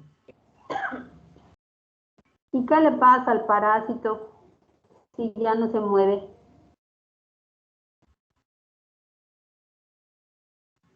¿Cómo? ¿Qué le pasa al parásito si ya no se mueve? No se puede mover. Se expulsa con las heces. Así. Entonces fácilmente es expulsado con las heces. Qué bien Bueno, hecha esta investigación y qué buenos resultados, lo deja paralizado. sí. Bueno, y el siguiente fármaco Muy es bien, la muy bien. ivermectina. Su uso terapéutico es que es un fármaco de elección para el tratamiento de la larva migratoria cutánea, la estroniloidiasis y la oncocerciasis, que es la ceguera de los ríos. También es útil para la pediculosis y la sarna. Y este fármaco pertenece a la familia de las avermectinas. Su mecanismo de acción consiste en que se dirige a los receptores del canal de cloro con compuerta de glutamato, lo que resulta en la parálisis y la muerte del parásito. Es decir, que actúa a través de un canal de cloro de las membranas de las células nerviosas y musculares de los parásitos, del parásito, de tal forma que va a hiperpolarizarlo para después paralizarlos y matarlos.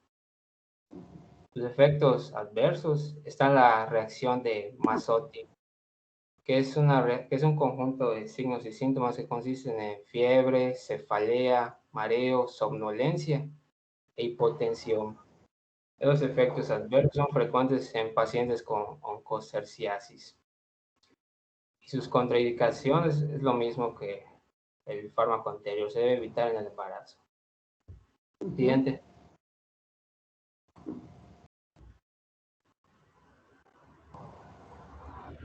Otro fármaco es la dietilcarbamazina y su uso terapéutico es un fármaco de elección para filariasis causada por infección con Wuchereria bancrofti, Brugia malayi o Brugia timori. Elimina las microfilarias y tiene actividad contra parásitos adultos. En zonas endémicas se utiliza junto con el albendazol o la ivermectina de forma anual como quimioterapia comunitaria preventiva. Pertenece a la familia de las piperacinas y su mecanismo de acción es estimular a los receptores colinérgicos y despolarizar a las células musculares y termina paralizando al gusano. Los efectos adversos son fiebre, náusea, vómito, artralgia y cefalea. Y se debe estar contraindicado en pacientes con oncocerciasis, ya que potencia más la enfermedad. ¿Ya que qué? La enfermedad. Hay que revisar bien, no es oncocerciasis, debe ser oncocercosis.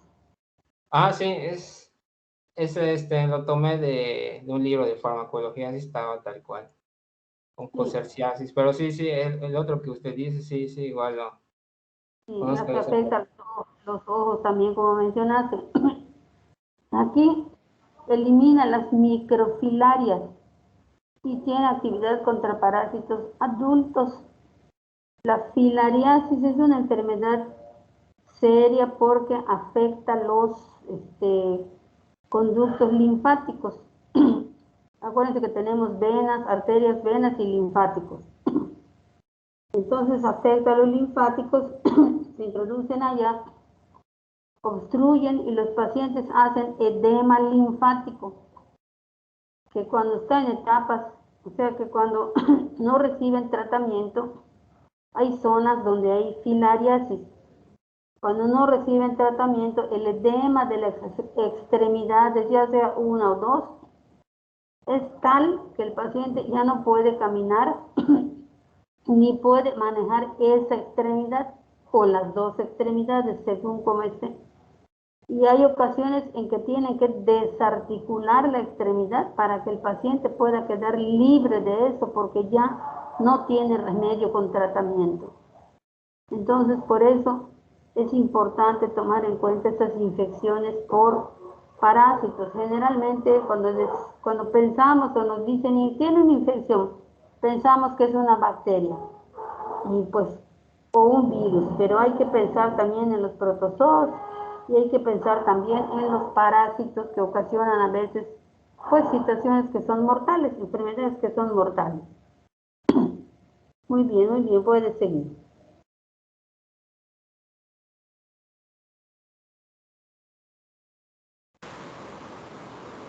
Siguiente, por favor. Bueno, otro fármaco que se incluye dentro de esta clasificación es el pomato de Pirantel. Este va a ser usado principalmente para el tratamiento de infestaciones por gastrointestinales, como el enterovirus verticales, que va a ocasionar oxoriasis, también para las cariasis lumbricoides, que causa ascariadiasis, el Bacillostoma duodenal, y Necator americanos, que puede causar usinariasis, y también para la Trichostrogylus coliburiformes y orientalis, que causa tricostrogiliasis. El mecanismo de acción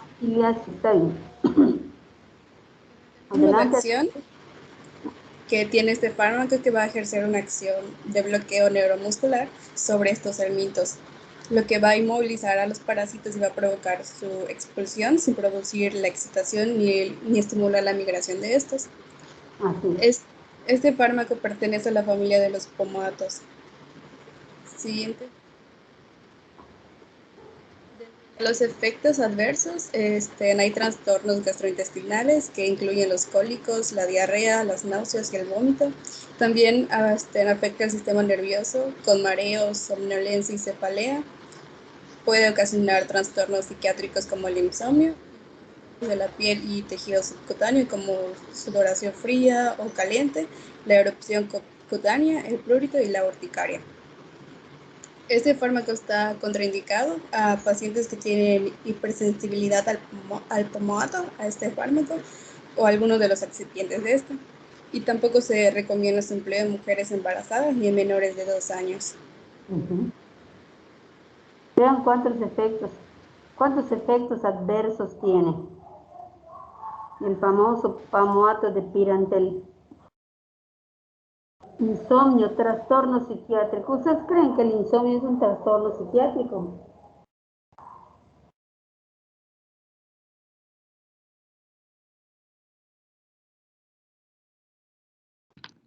Tiene distintas causas, ¿no?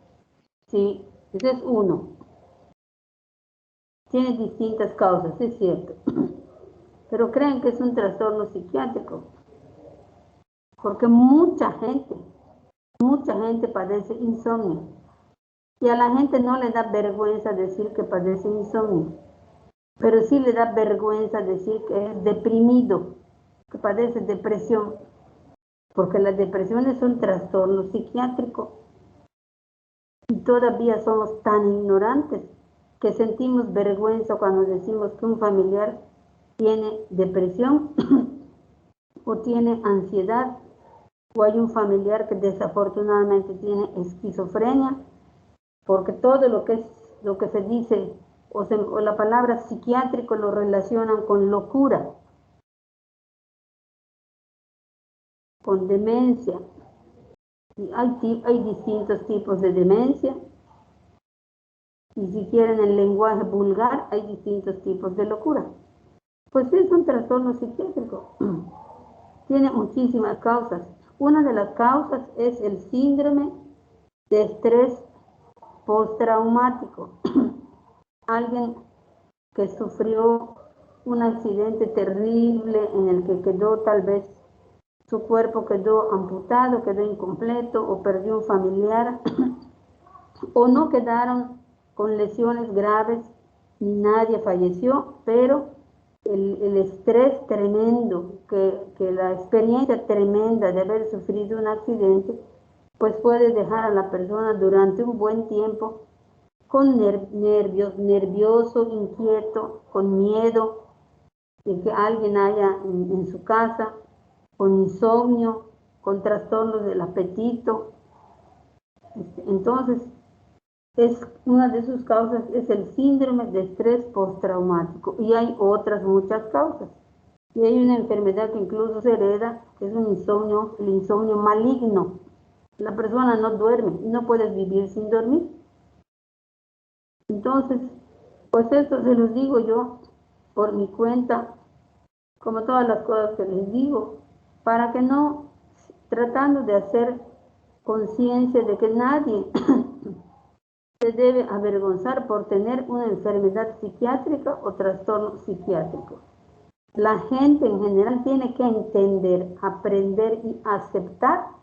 No es que si quiere o si no puede, lo tiene que querer y lo tiene que poder.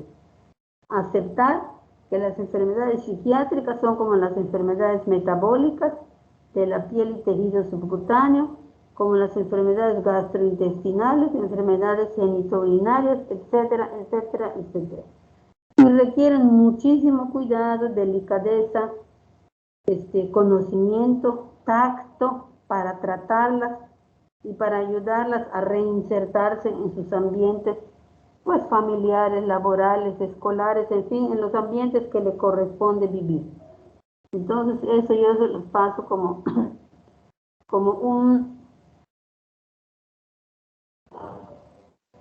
pues nada más tratando de hacer conciencia para que ustedes a su vez ojalá puedan decirle a sus familias. Recuerden que somos educadores y uno enseña a sus familias muchas cosas de medicina para que ellos se puedan ayudar. Ustedes deben enseñar a alguien, una o dos personas de su familia, a tomar los signos vitales. Cuando ustedes no estén, ellos pueden tomarlos y por teléfono se los mandan. ¿Cierto o no es cierto lo que digo?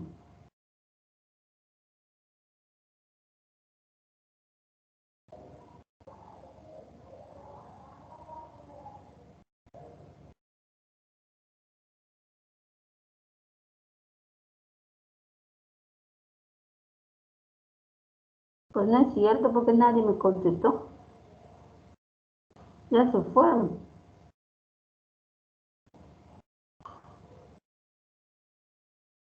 No, estamos acá, doctora.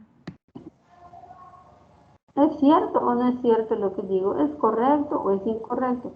Si es incorrecto, me dicen, doctora, está usted equivocada. No me voy a molestar.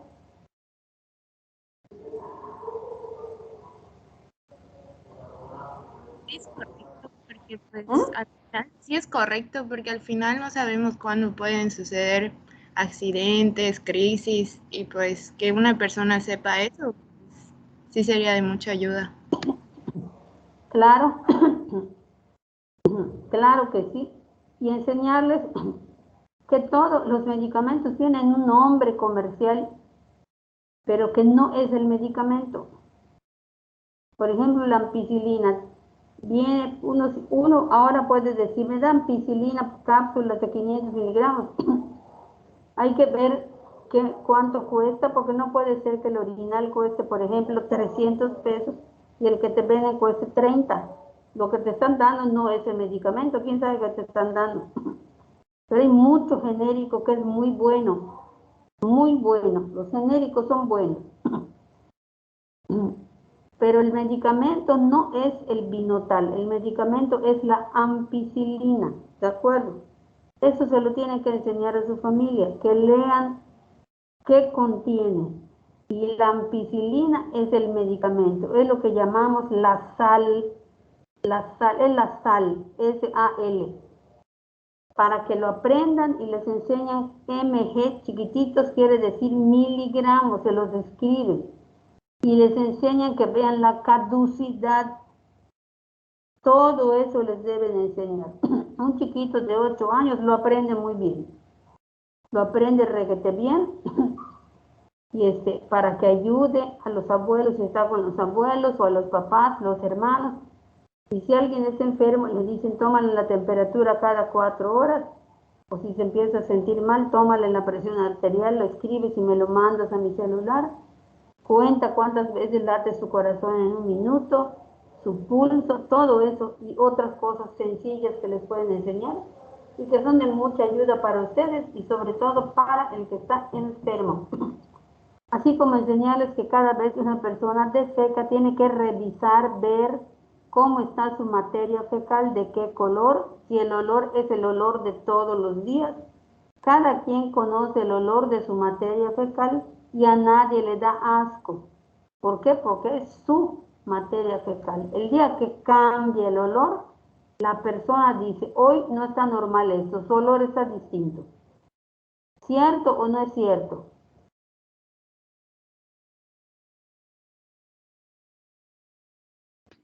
Sí, doctora, sí es cierto. Es cierto. ¿Y qué tal si en la materia fecal del nené hay como hilitos blancos? ¿Hay parásitos? ¿Hay parásitos allá? Que lo revisen y me lo dicen mañana. Hilitos blancos que se ven en la materia fecal, ¿cuál de esos es? Oxiuros, tricocéfalos, amibas, giardias, me lo dicen mañana. Hay que revisarlo, hay que olerlo, hay que ver qué color tiene, el olor cómo está. Entonces una mamá aprende todo eso de sus hijos para que en un momento dado, si cambia, enseguida solicita ayuda con el médico. Por eso hay que conocer primero lo normal para poder diferenciarlo de lo anormal. Ahí está. Hoy ya les dije varios anuncios. Eso lo deben poner en los espectaculares para que la gente lo lea a ver si así lo entiende. Pues muy bien, jóvenes. Aquí terminamos. Todavía falta, espera. Todavía falta. Adelante. Bueno, el último fármaco que entra dentro de la clasificación de los nemátodos es el tiabendazol, que se va a usar para el tratamiento tópico de la larva migratoria cutánea. Pertenece a la familia de los benzimidazoles y este va a tener la función de que va a dañar de forma selectiva los microtúbulos citoplasmáticos en las células intestinales de estos nemátodos, pero no va a dañar la de los huéspedes. Estas lesiones que va a causar son irreversibles y van a conducir a la destrucción de las funciones de absorción y secreción de este parásito que son esenciales para su vida. Dentro de los efectos adversos está la anorexia, las náuseas, el vómito, el vértigo, la cefalea, la urticaria, la palidez y las dolencias en algunas ocasiones.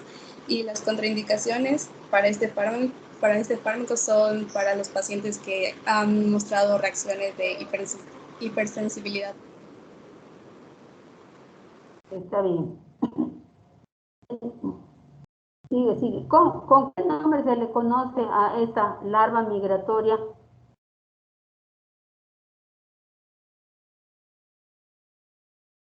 Larva migrans.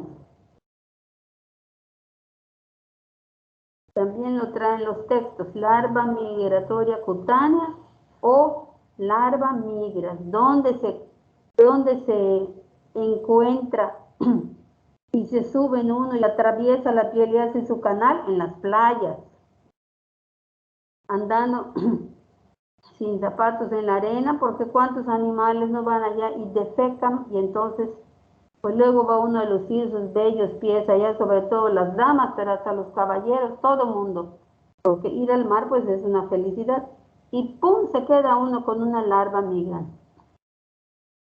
Seguimos entonces. Hola, buen día. Yo soy Sarife Tamayo y voy a continuar hablando de este fármaco para trematodos. En este caso hablaremos exclusivamente del praziquantel. Y pues comencemos con su uso terapéutico. El praziquantel pues se trata de una piracinoquinolina, y es un agente de elección para el tratamiento de todas las formas de esquistosomiasis. Como recordarán, la esquistosomiasis es esta enfermedad parasitaria producida por los helmintos trematodos, pero exclusivamente del género Schistosoma. Y realmente la literatura mencionaba que puede ser útil para estos trematodos como para los cestos, por ejemplo en el caso de las tenias. Y el mecanismo de acción, pues este consiste en causar una contractura y parálisis del parásito al aumentar la permeabilidad de la membrana al calcio. O en otras palabras, lo que sucede aquí es que el fármaco es captado rápidamente por los helmintos sensibles, en los que actúa como un agonista del calcio. Entonces, esta entrada de calcio va a originar la contracción muscular y también la destrucción del tegumento. Entonces, una vez que se produce la rotura de esta superficie y también del tegumento del parásito, ahora sí, esto le va a permitir a los anticuerpos atacar a los antígenos del parásito, que normalmente no se encontraban expuestos a la superficie.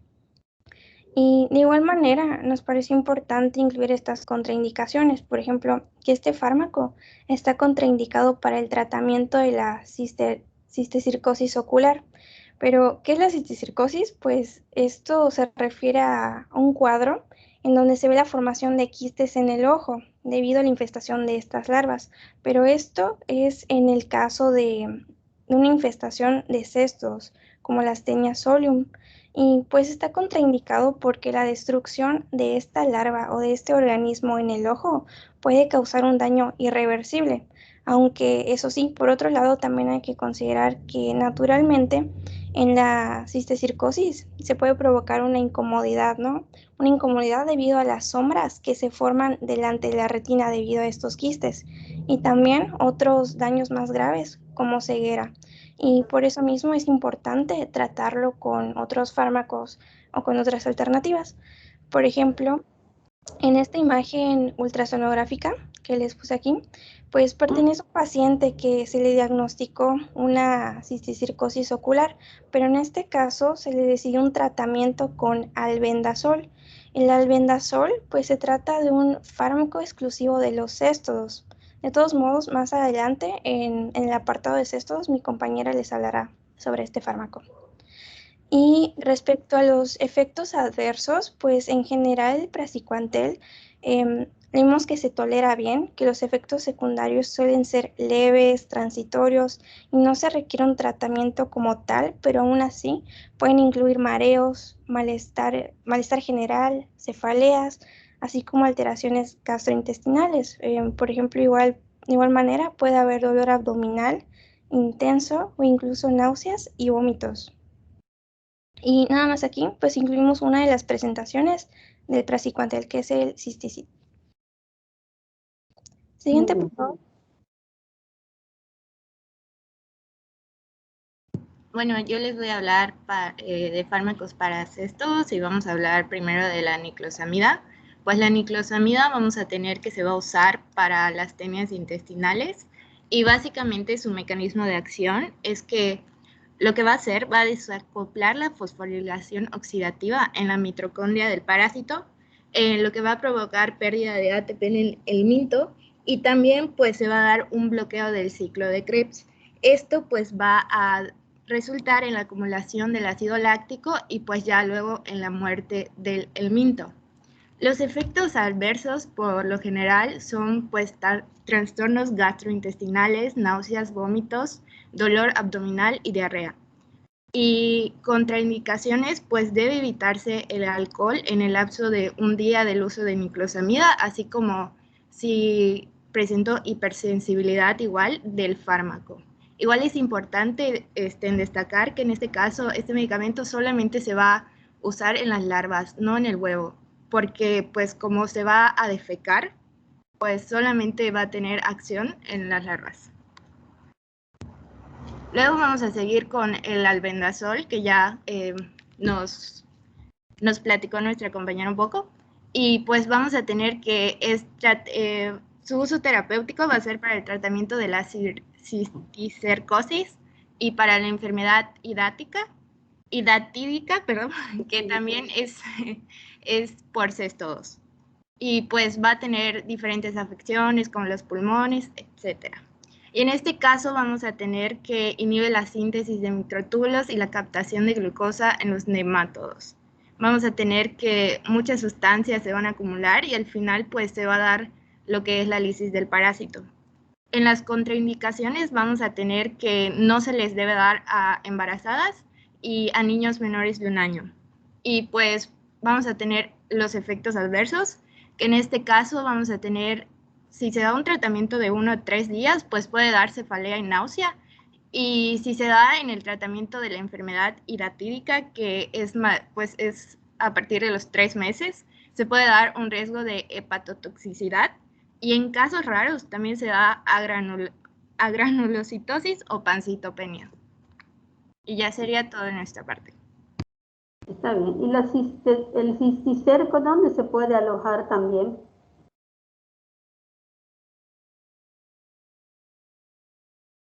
Recuerdan que el otro día les dije que México es un país taquero.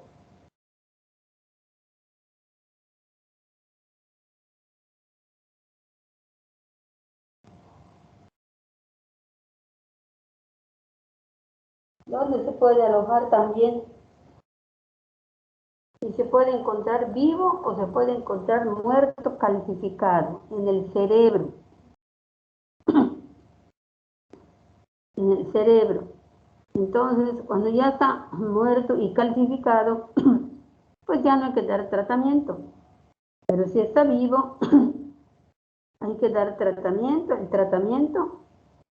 pero ese tratamiento, para ese tratamiento, perdón, se le ingresa al paciente unos 2 días para que mientras se da el tratamiento y se muere el bicho, si el paciente llegara a tener una reacción o algo, se le administra también 2 o 3 días el esteroide para evitar efectos secundarios neurológicos como convulsiones.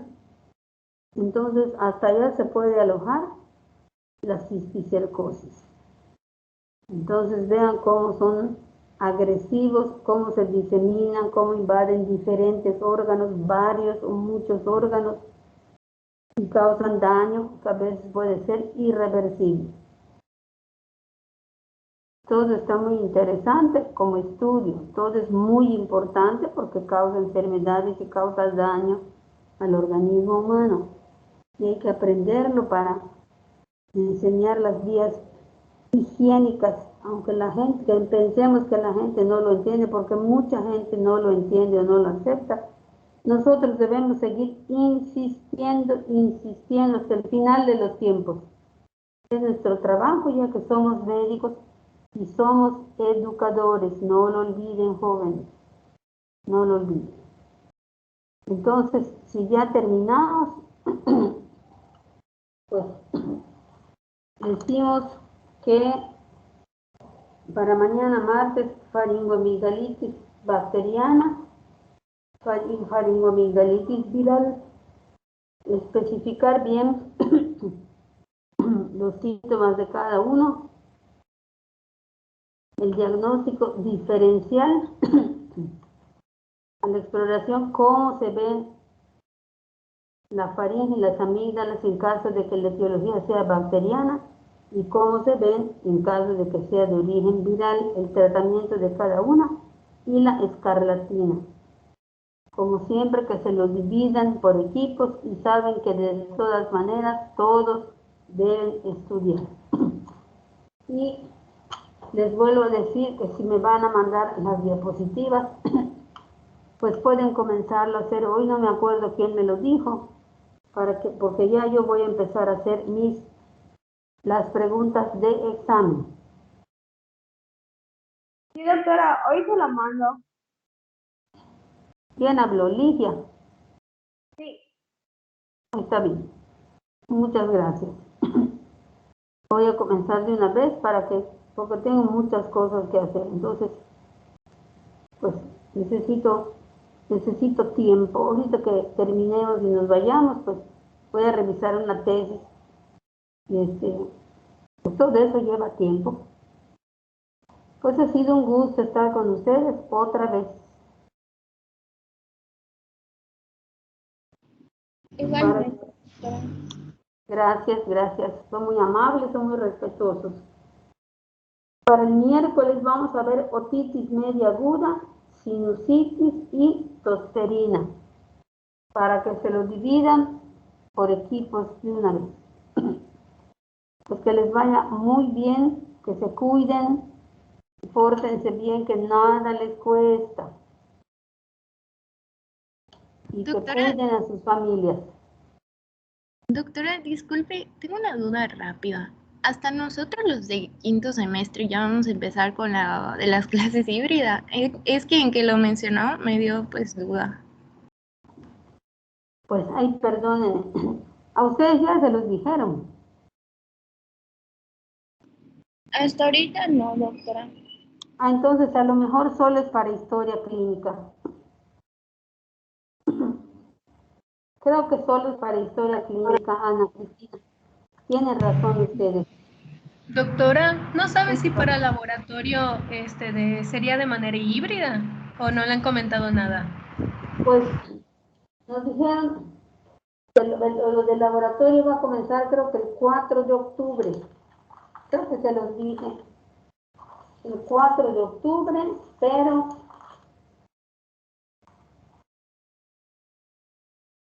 la apunté en esa libreta que tiene de todo un poco. Creo que sí les dije la fecha, el 4 de octubre creo. ¿Lo recuerdan ustedes? Sí, doctora. Ahí está. Entonces, creo que el horario de las clases se va a modificar porque creo que sí van a ir al laboratorio, pero no sé cómo les van a poner para que no estén cercanos. Si quieren lo pregunto hoy, se los digo, les mando mensaje en la tarde. Ay, sí, por favor, doctora, es que Sí, por favor, doctora. Entonces, sí, le agradeceríamos mucho porque algunos no somos de Mérida, entonces tenemos que ver todo eso porque algunos ya no tenemos casa donde estar y es verlo con tiempo.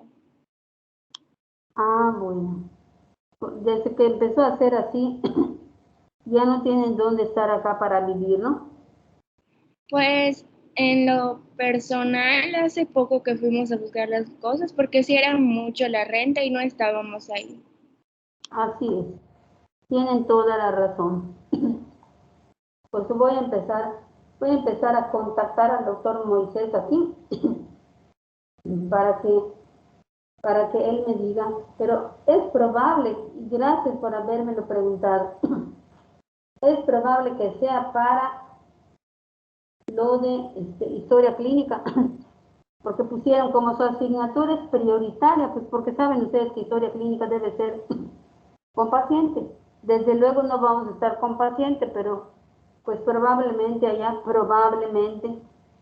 se puede explorar algún alumno. Yo voy a pedir permiso en lo personal para ver si me lo dan y se explore a un alumno o dos durante las clases.